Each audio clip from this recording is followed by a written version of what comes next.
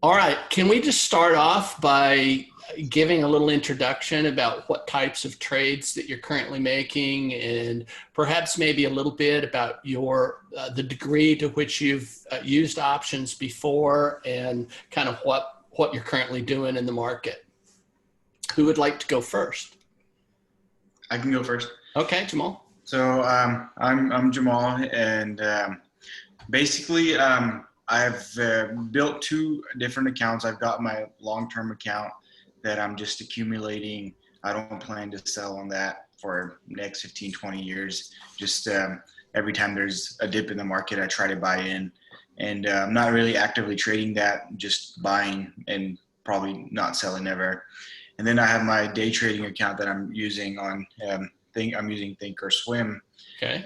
Um, I'm just buying and selling it during the day, um, stocks and options, calls, and puts, but nothing to the level two that we discussed during the week, which is what I'm here to learn today and trying to get into that, trying to tap into that market as well, where I can educate myself further more and learn some more things. Gotcha. So primarily you're kind of a buy and hold guy. At least that's what your core is. That's what's been good, successful for me. Let me backtrack a little bit. I work accounting for an oil and gas firm. I've been Okay. working from home for the last maybe 5 years. So I have the time to day trade, which is what got me into it, and Okay. which is why I kind of want to learn and focus on that as well as a secondary source of what I Gotcha. typically. All right. OJ, you want to tee us up kind of what Yeah, you've done sure. in your background? Yeah, I mean, I'm pretty much been in the corporate environment for the longest time. I have my own portfolio as well, kind of a long-term portfolio, 401k, IRA, stuff like that. That I'm managing long-term. I did options probably a couple of years ago. Didn't do very well, so I this beginning of this year, I think when COVID hit, I work from home as well, and I just have sometimes I have a lot of time free. With my work. I've got everything down at work where everything runs pretty seamless. So I started day trading again. I started day trading just like regular stocks and equities, and then I started getting into options because I can stretch my dollar a lot more. And kind of I've been pretty much doing a couple straddles here and there, but pretty much single execution option trades. Okay. And kind of like Jamal, I'm just here to learn some other strategies that are just more conservative and long-term winning, as opposed to just playing earnings or playing the news or playing the media that causes movements in daily stock prices. Kind of speaking with you, I've learned to trade options kind of on technicals. I feel pretty good about that, but your strategy is more of a neutral trading strategy, and I want to just learn that to see if that's something or what part of that I can incorporate into my style that I would like to feel comfortable with, that I can make part of like a daily routine or weekly or monthly routine that that can be profitable as well. Gotcha. And Nancy, you want to Yeah, tell us? yes, I've been trading like 3 years now, and just calls and puts and spreads. Sorry, not just long puts, not naked, and then spreads and just regular stuff. So And you've been buying long calls and yes, creating some yes, spreads, yes, mostly bullish, would you say? yes, Okay. bullish. And Okay. then I learned the SPX trade from Dale, which helped me, which I'm comfortable a little bit, unless I have to roll it. Right. And so I'm here to learn, more. And Nancy, tell them what your day job is Oh, I work as an auditor, as an and auditor. so I work from home now, so which is really a plus. So I Okay. can also trade on the side. Gotcha. And OJ, you're in the mortgage business. Is that correct? Yeah, I'm in mortgage servicing. Okay. Mortgage servicing. And Quan, you want to tee us up about kind of how you've been trading? I had an MD in finance, in which the MD stand for money destroyer. uh, I've been trading S&P 500 future contract. That's mainly, and I'm looking for the option strategy to work with my future contract to combine with the future contract. See how it works. Okay. Get the money. And both OJ, aka Johnny Juiceball, and Quan and I are poker players that kind of met around the poker. And I think the skills of poker. You're a poker player also, Jamal? I met you at the poker. Okay. I don't know if you remember, but it's been years. So I got married like around 2016 and kind of got away from poker since then. And then I had my daughter in 2018 and then just completely stopped playing. Just didn't have the time anymore. Got you. But that's where we met initially. Yeah, you know, I couldn't even remember. I was like, how did we meet? Because there's so many people that I'm chatting with online and stuff. I thought maybe perhaps it was one of those Facebook groups. But no, it was initially at poker, and then I was interested in comedy, and then you kind of talked about your shows. Got you. That's how we kind of kicked off. All right. Well, I'm sorry I didn't make all the connections of how we'd originally connected. So I guess what I've done for you guys is last night, you know, I was kind of thinking, what do I wish that I would have had, you know, so let's say 10 years ago, just to learn options. And I thought, you know, I'm kind of a do-it-yourself guy. And I think a lot of younger people are kind of, rather than being spoon-fed kind of thing. So what I did is I built a personal development plan around learning from soups to nuts about options trading. And you could take this at your own pace. You could just learn it like gangbusters and, you know, plow through it and do it maybe in a month, or you could take, you know, 6 months to kind of take a little bit at a time. Sorry. Is that your, OJ, is that your dog? Nod your head. Yeah. Okay. All right, so what I thought I would do today is I'll kind of give you an overview of what that development plan is. And what is a development plan? CEOs across the United States were asked what contributes most to the development of their future leaders. What they came up as number one was having a personal, individualized development plan. So kind of what I like to do is not to try to force feed the education, but be kind of a content aggregator, because there's all kinds of stuff already out there on the internet. So what I've done is I've built links with desired outcomes to kind of learn along the way. And so what I'll be doing is kind of, I think in the next few minutes, giving you an overview of what that looks like, and then show you on Slack places that you can access these documents so that you can then begin learning on your own. And then I can be a resource to you just to kind of answer questions along the way and help you practice it. So good coaching is kind of telling, showing, letting you try, and kind of praising your progress along the way. So let me do a screen share here, and I've built a PowerPoint just to kind of guide you through kind of what the development plan is going to look like. Let me know when you can see this. You can see it. Okay. So kind of what we're going to be covering is first in our development plan is just a discussion about, and don't expect that we're going to cover all of this today, but this just gives you a big picture overview kind of where we're going is why are you trading options? What are the advantages and disadvantages of trading options?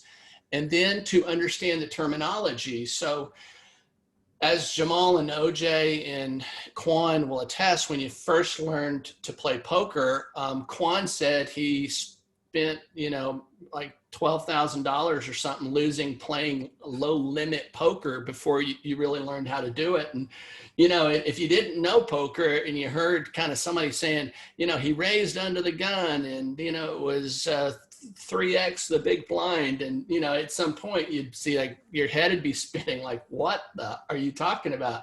And so it's part of it is just understanding kind of a big part of the terminology. And then we're going to set up a simulation portfolio on trade diff. We're going to name it and we're going to create some groups.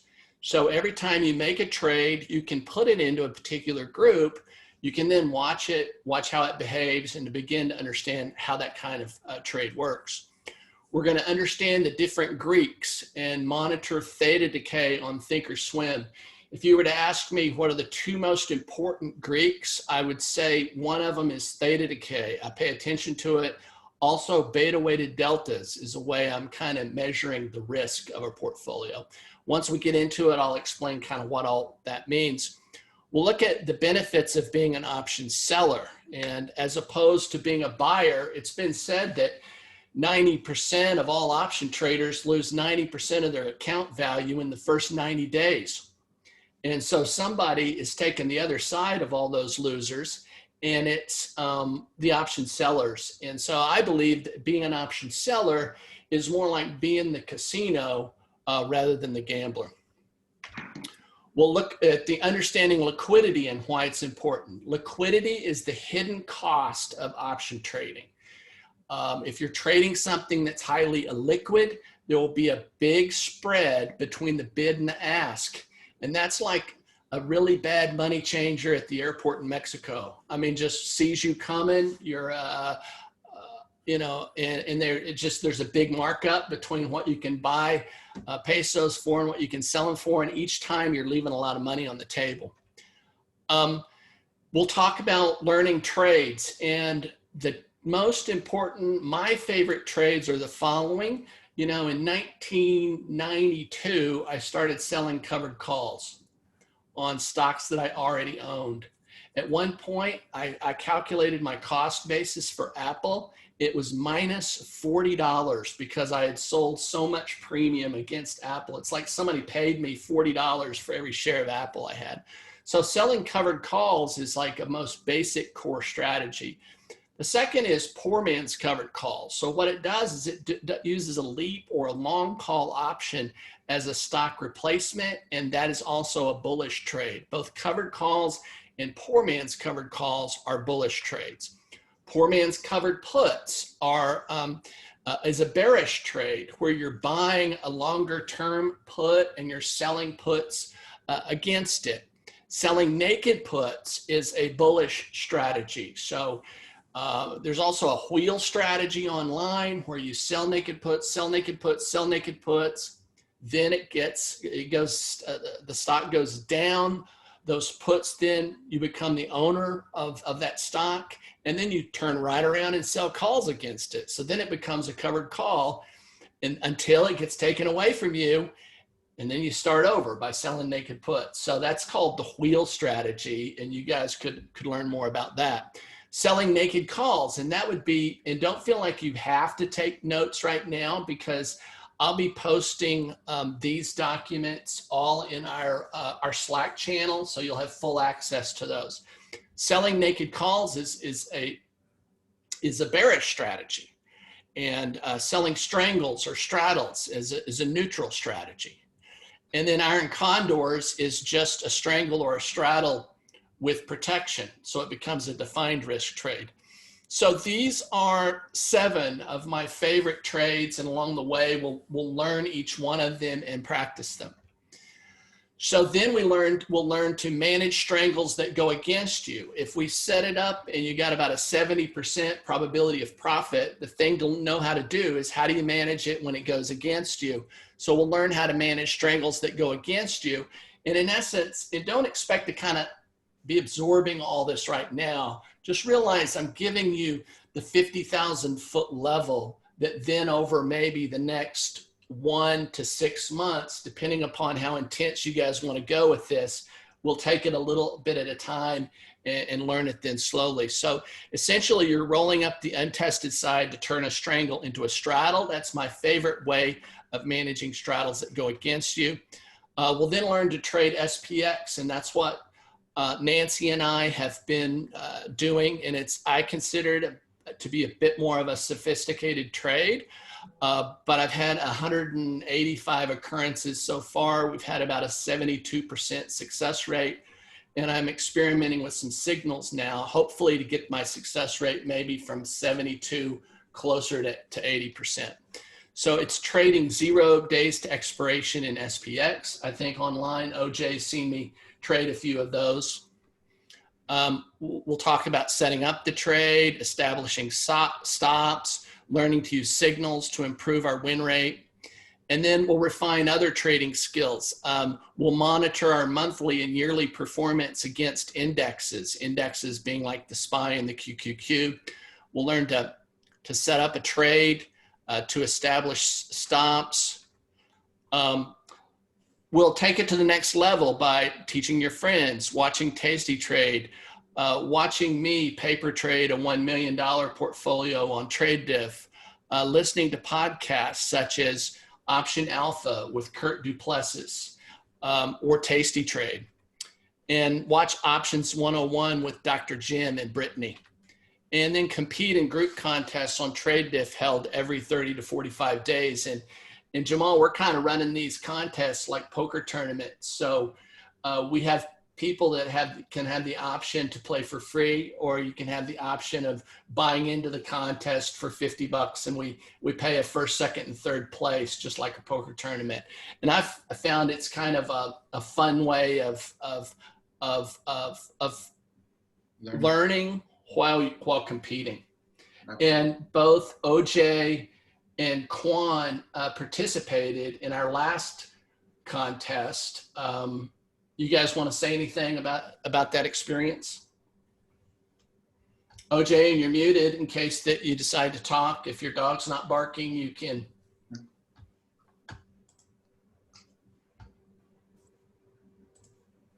OJ, you're muted. All right, I've asked you. No, I just got unmuted.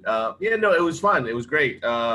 You know, I had a good time. I watched other traders do certain things that I didn't know why. Like a lot of, the winner was trading nickel options, you know, a high risk option. I think I ended up getting third. I thought I got second, but the contest ended like 2 days earlier than I thought. I thought I had to the end of the month. But I learned a lot about certain things, certain risk thresholds that I was willing to take or would not take. Well, actually, I learned about just taking more risk in that and the payoffs of it. I mean, early on, I was probably down 15,000 off a 100K portfolio. I ended back up at 107. 2 days later, I was at 122. You know, and I didn't put all of it in play at one time. I put probably a maximum 36% or 40% in play. So I was trying to manage my money, and I was also working a lot, and I also had some other personal things going on. So I didn't put as much time into it as I could have, but I learned a lot in the time that I did. I thought I did fairly well considering the amount of time I put into it. Yeah. So, and it gave me hopes. I was talking to Dale about, you know, in the next couple months, I wanted to see if I could actually take this full time. I mean, I feel that I'm pretty successful in the corporate culture, and I do well. It's pretty stable income, but at the same point in time, you know, could I have more freedom by doing this 4 hours a day and then having the rest of my day to do whatever, and also the ability to travel and, you know, live abroad, you know, do certain things that, you know, I'm not tied to by having a normal 9-to-5 corporate job. Yeah. And I know from talking offline, OJ has some friends that are working in a prop trading firm. And I know Jamal and Johnny, as well as Quan, you guys are have been influenced by what I call technical trading. And I guess my style of trading is more option selling. And so let me also share with you right now a development plan that I've put together, and tell me when you guys can see this. Yeah, I think I downloaded that already. Okay, so this is an Excel spreadsheet. So in column A, I've just identified the desired result. In option B, it's things to do. And in column C, it's things to read or videos to watch. So for example, in learning the options vocabulary, you can kind of see a link here, you know, to your options playbook. And if you just click on that link, there'll be a glossary here where you can just if you understand what this means, then just move on.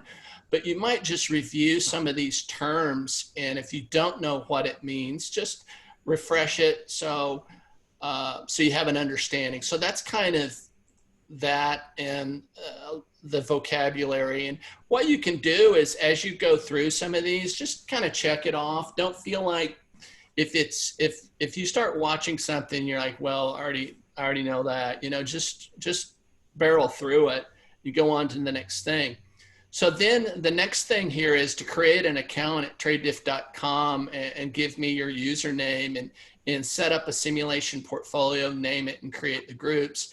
And in these YouTube videos, it will tell you how to do that. I've demonstrated that for you.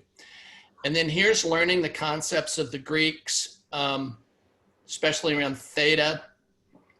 Learn to be an option seller. There's a link here. And as I update this development plan, I believe it will update yours so you'll have always the latest. So learn to be an option seller. So, you know, if you click on this link and open it, you can see this article that was written by Tasty Trade. And I think this does as good a job as any to explain kind of probabilities. And for poker players, you know, we like to get our money in the middle when we're ahead.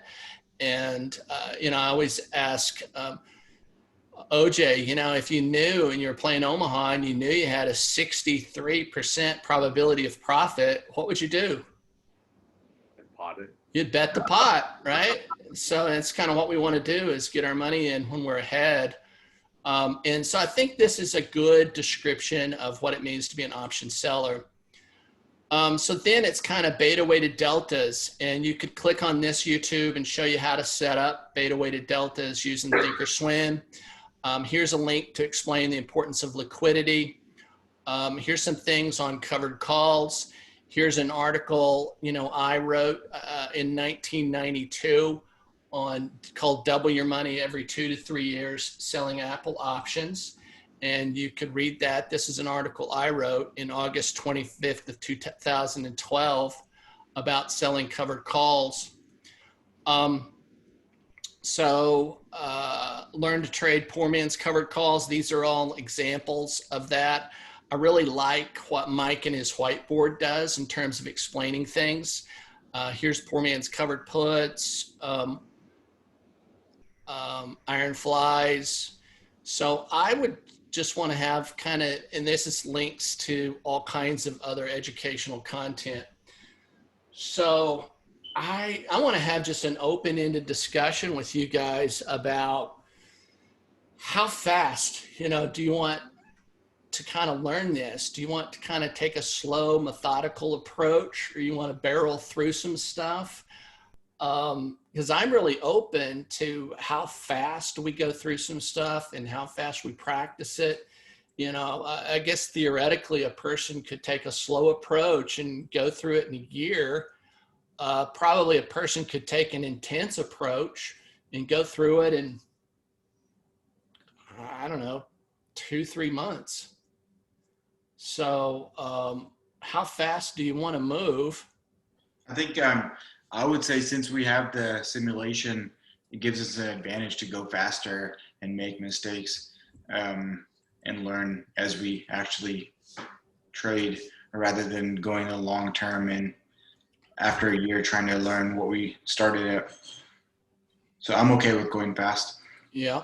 And then there may be a chance where some of you go fast and other people don't want to go nearly as fast. So I may have to kind of split the group perhaps. What about you, OJ? What are your thoughts? Because I know you got to balance it with all the other stuff you've got going on. Personally, I would just treat it like college all over again. I mean, I can knock out my 9 to 5 and then at night, you know, cram and study. I'm kind of in Jamal's boat. I would like to go through it faster and actually, you know, using TradeDiff to test these strategies. Let's say that we go through 3 strategies, and then for a week we'll, you know, have a little mini contest and test these 3 strategies, or 2 weeks, or so on and so forth. And then kind of, you know, look at each other. And, you know, I might be trading biotech, Jamal may be doing tech, and someone else may be doing retail. And I would like to see, you know, I would like to learn from each other certain indicators that we're all using in different sectors to see how we're making, you know, profitable trades, or how we're screening and finding certain things, and, you know, what we're looking for, and, you know, just see the results of the simulations. I mean, I feel I can learn a lot, like I did last time from the contest. I felt like being able to have access to other people's portfolios, to look at what they're doing and trying to reverse engineer their thought concepts and their logic helped me a lot in understanding like I was telling you, people buying 5-cent options, I probably won't do that because it's either all in or bust at a low probability. To where I might have done that on my personal account, and either did really well or had to start over. Things Right. like that I learned that I probably wouldn't have learned. I might have read a strategy somewhere online and thought it might be brilliant to try it, and unfortunately I might have had initial success thinking it's a winning strategy, and then down the road it could be a big huge detriment or be a leak in my strategy. Right. So, Nancy, how fast do you want to move? I can move fast. Yeah, I can do it. Okay. And Quan, what are your thoughts? I tried to slow down. I'm losing too much money. I'm trying to slow down a little bit. Okay, well, we're not going to force you to trade it in your real account. So, feel free to move as fast as you want in the paper trader. So, what we'll do is we'll set up a contest kind of like this. So everybody in our group will have their own contest, right? So, and you'll be able to kind of see what everybody's trading. And the way it works is anytime somebody puts something into a group, you can slide up here into activity and you can see kind of what they're trading. So what you can do, if I wanted to go into like OJ, looks like you may not have anything left in that portfolio, but if you did, let's say Tommy put a trade on here, it looks like he's out of it too. So let me go in and show you I'm doing a $1 million challenge right now, trading $1 million account, paper trading it. But if you wanted to, you could go in and into a snapshot, and let's say you could view a snapshot of this portfolio. And if you're kind of wondering why I made this trade in Apple, you could go in and you could add a note right here, and you could say, why did you select these strike prices? So you can actually go into people's account and inquire into their reasoning.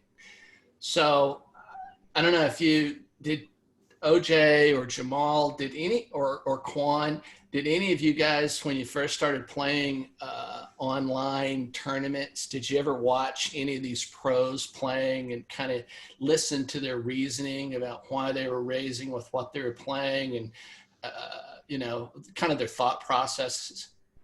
Oh yeah, all the time. I even still watch. And so for me, it was very educational to kind of get inside the head of somebody else who's doing something. And I think that it will help to speed up you guys learning as you watch. You can either watch real trades that I'm putting on, or you can watch paper trades that I'm putting on and kind of hear somebody else's reasoning and then try it out for yourself. So I guess that's all I wanted to accomplish in this first kind of get together. But what questions do you guys have? So I'm on the trade diff right now. I saw what you had just posted. How do we differentiate, like, what's your paper trading account and what's your real trading on this? Well, what you can do, and I'll share this with you. Let's do a shared screen and I'll bring it up. So we know we're following the right thing. Yeah. Because I'm not very familiar with trade diff, but I'm sure I'll pick it up. Got you. Let me share my screen and I'll show you some things. So when you first log in to Trade Diff, if you want to click on create a simulation, and then like if I clicked on that create a simulation, and then I went into my simulations, it'll create something down here called Dale Simulation Portfolio, which is a brand new portfolio. You could then click on it. You can go up into settings. You could change the name of it here. Yeah. And I could call it, coaching portfolio, give it a unique name. I could write a description here. I could put a starting balance, and we'll have to decide what starting balance that we think is appropriate. If you guys would rather, for me, kind of 100,000 gives you enough flexibility to do a number of different things. But you can also go down here and create some groups. And so what you could do is the six trades we're going to learn, you could go ahead and create those groups, such as naked puts, naked calls, etc. Strangles. You could create those groups. Then then you could click on this link up here to take you back to your portfolio. We've enabled it to only be able to make trades during market hours because we want you guys to get accurate pricing. And if you're doing a bunch of trades after hours, the options prices won't be accurate. But when the market's open, then you click on trade here, and you could put any underlying symbol. Click on get chain, and it'll bring up the option chain. Let's say I'm trying to sell a naked put expiring in November in Apple. And, I want to go at about a 20% probability of hitting it, maybe 23. So I want to click on selling this $3.45. I can go over here and adjust the number of contracts that I want to trade. And then once I get the number of contracts that I like, if the market was open, you'd see something here that says execute. You can just click on execute, and then it would put it into your account. So when you land on something, your question was, how do I know if it's real or not? If you click on something of mine and let me see if I can get to, like, here's Nancy's portfolio.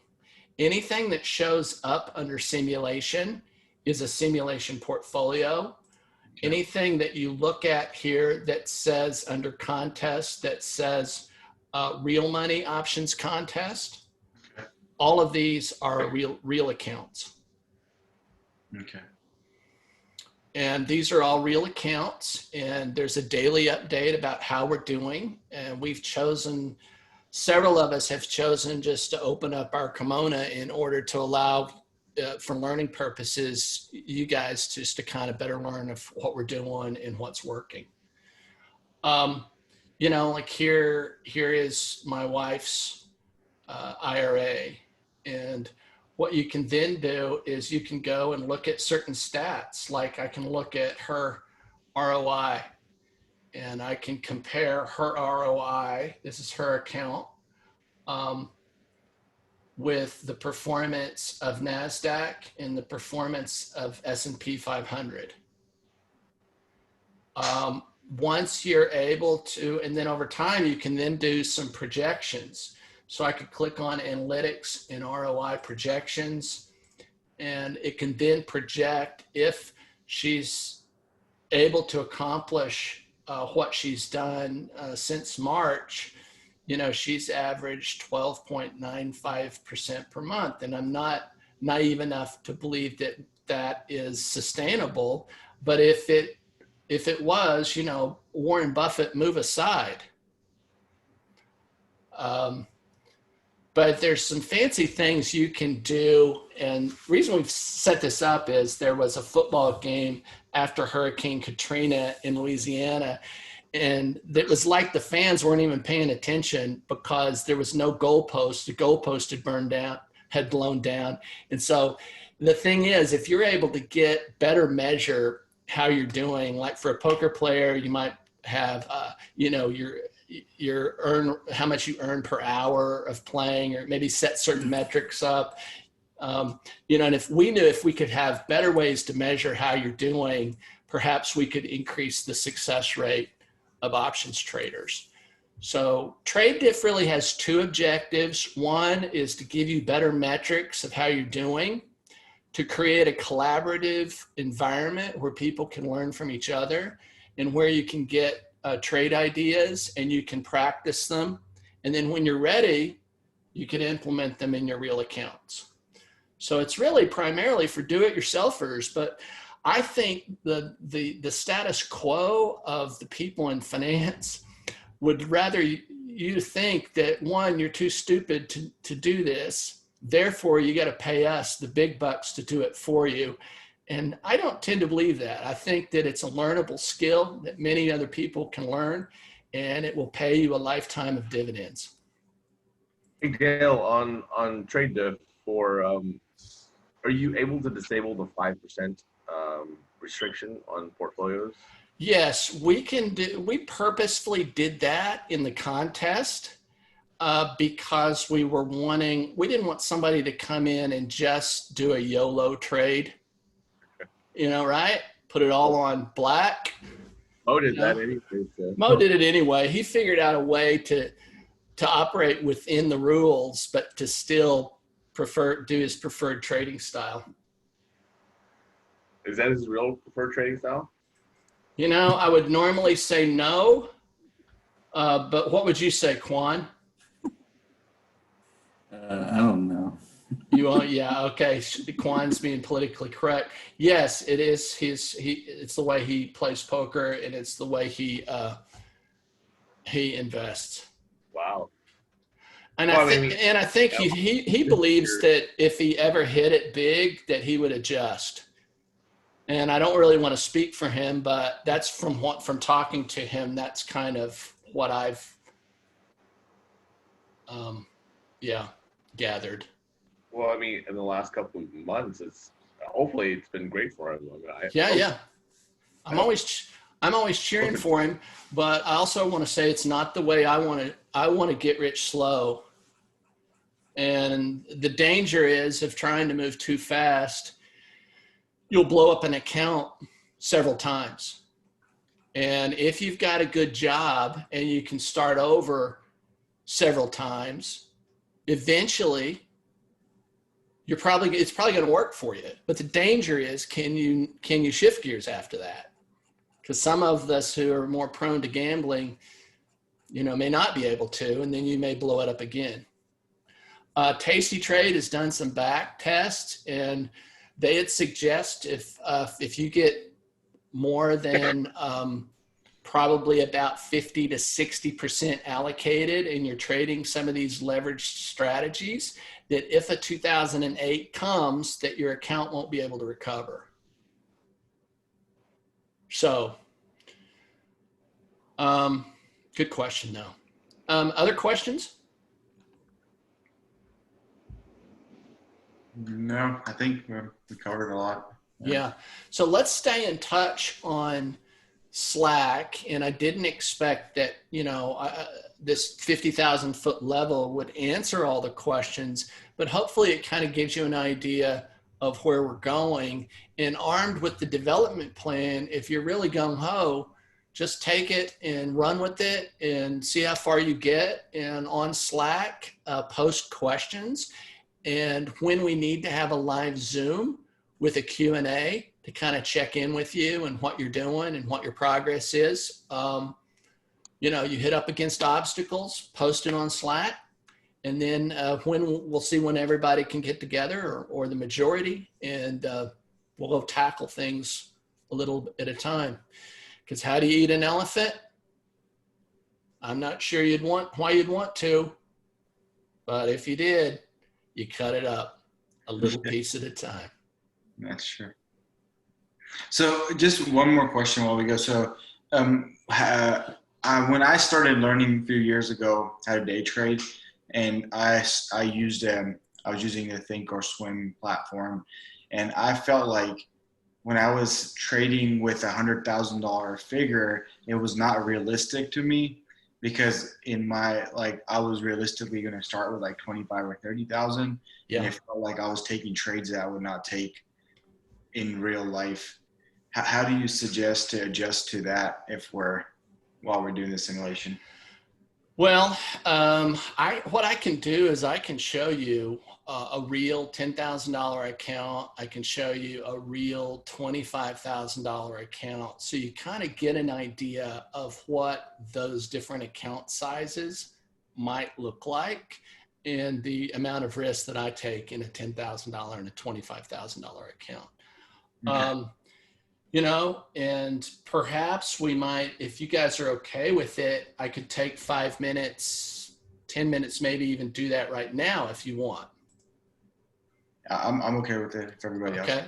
All right. Let me just share a screen and I'll show you some real accounts here. Let me go to here. One of them is my nephew's, and he is a dentist. And he said he was wanting to learn options, but every time I was talking to him, there was some screaming kid in the background or some bicuspid that needed to be repaired. So he just didn't really have much time. And so what I did is I set up a core here of longer term stocks and one covered call. So what I said is initially he started with 10,000, and I said put 25% of it in QQQ, 25% in TLT, 25% in SPY, and 25% in SLV. QQQ is stocks, SPY is stocks, TLT is a bond fund, and SLV is a silver fund. So then what I do is I trade a couple of neutral strategies, Iron Condors, which is a defined risk strategy, and I'm trading it pretty small every month. So basically he's got a core, and then there's two other neutral strategies that he's trading every month. And that's what, you know, he's taken a 10,000 up to 11,752. You know, and if you look at his ROI, you know, he's beating the NASDAQ and he's beating the S&P on a pretty diversified holding, but it's just, he started off with 10,000. So it's a smaller account. Okay. So that would be an example of something that I would do like with 10,000.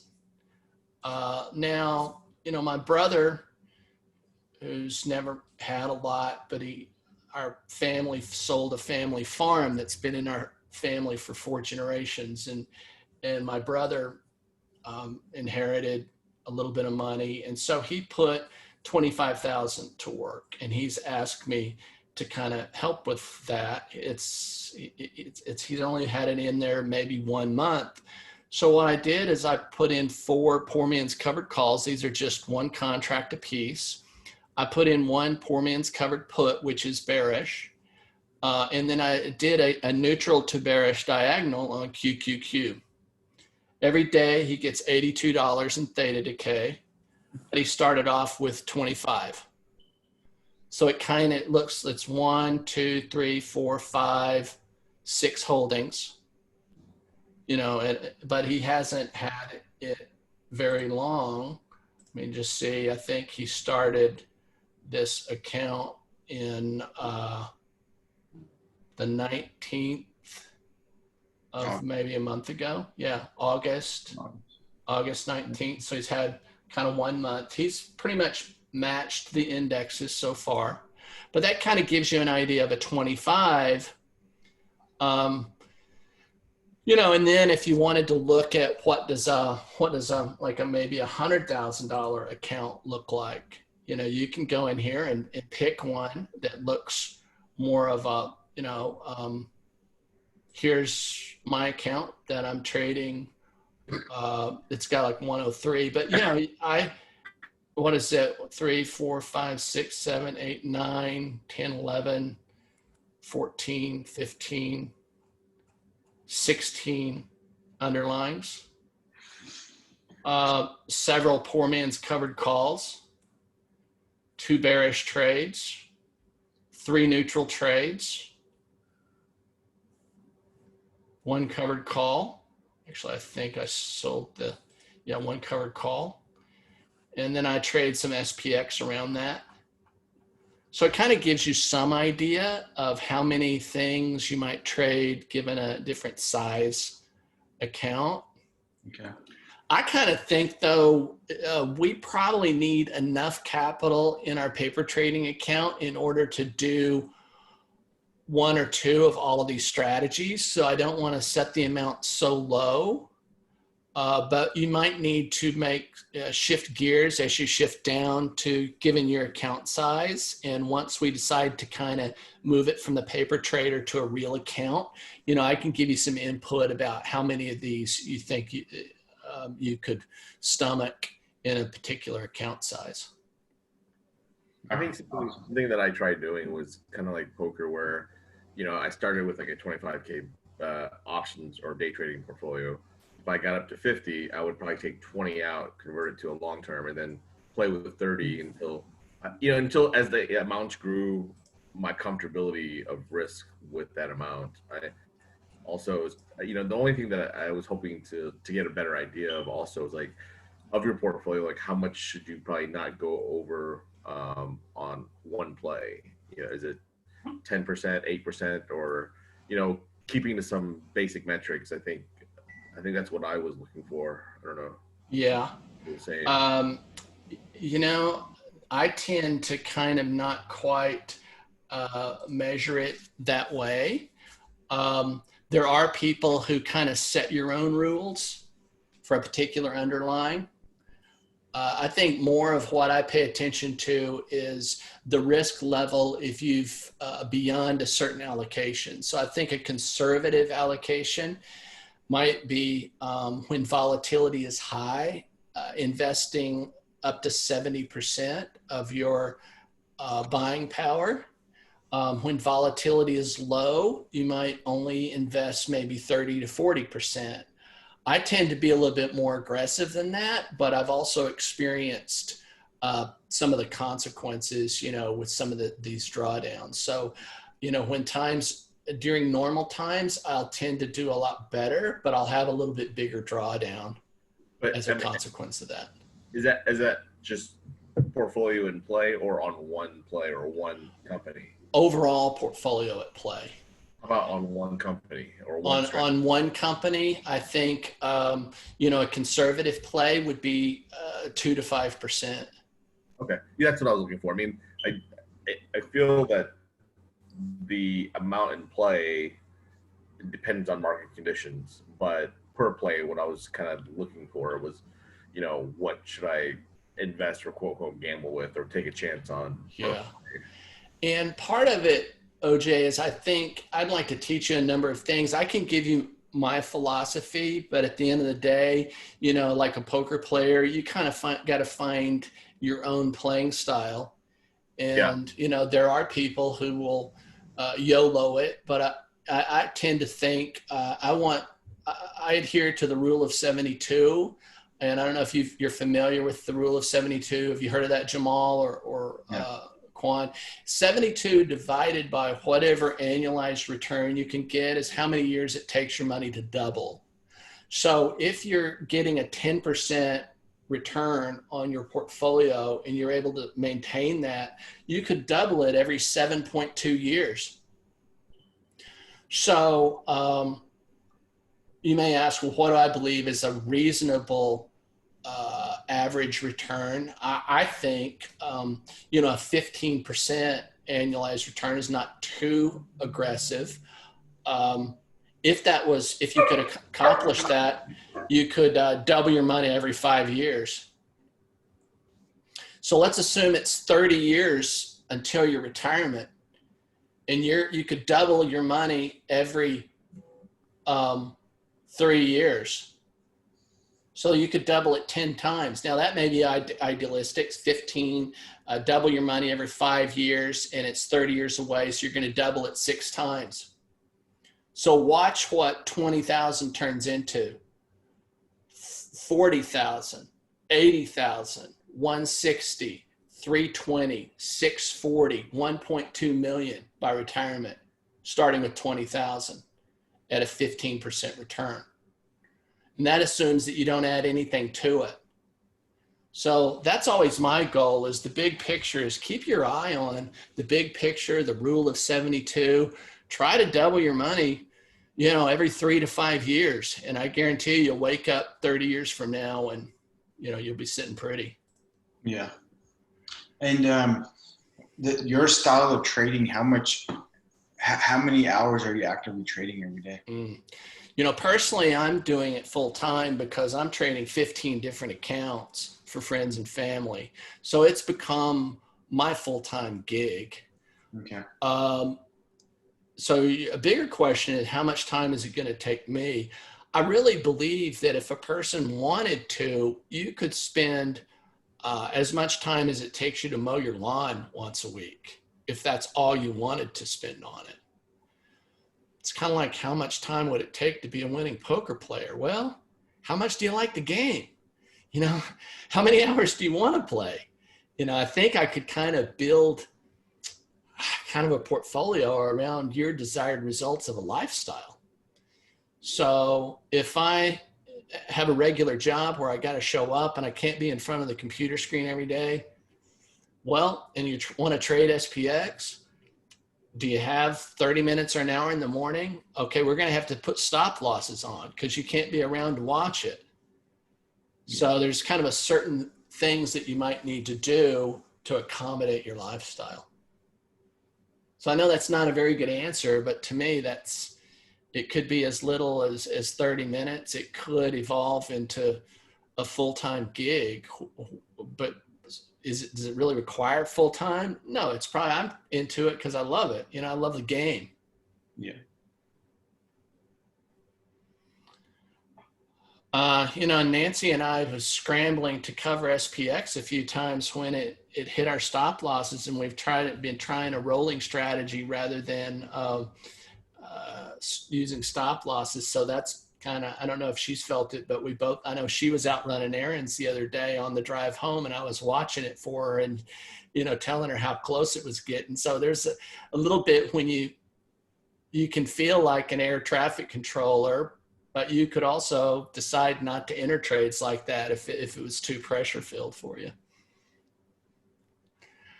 OJ, I saw your lips moving, but I wasn't sure if you were saying something to somebody else or saying something to us. I was telling my dog to be quiet. Okay. All right. I thought it was an old Kung Fu movie there for a second. All right. Any other questions from you guys? No. My only other thing was, as a group, you guys want to set a time that we learn all this, and maybe we can start the civic.